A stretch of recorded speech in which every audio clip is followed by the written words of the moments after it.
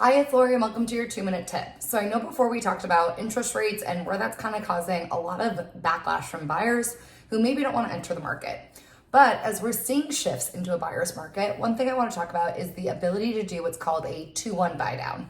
Now I mentioned this in a previous video, but it's essentially where a seller can give you a credit to buy your interest rate down. Now it has to be paid for by the seller. So as you, the buyer, want to put the money in yourself, that's not allowed, okay? You can buy your rate down, but you can't do a 2-1 buy down. All right, so let's break this down. Let's say, again, we're going to use the same example as the last video. Your interest rate today is 6.5%. The seller is going to give you a credit. Now this credit amount is going to be per buyer, per house. So it's always going to be a little bit different depending on what your interest rate is, depending what the house purchase price is.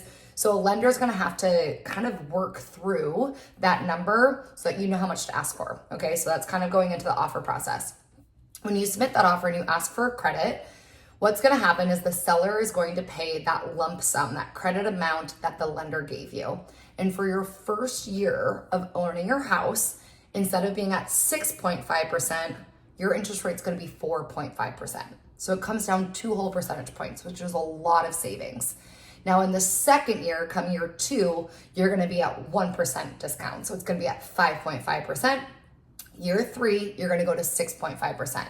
So essentially what this is going to do is it's going to save you a lot of money in the first 2 years, which is typically when the home buying process is the most expensive. You have to furnish a house, you have to do some updates, buy window treatments, all that stuff. So this is a really good way to save money.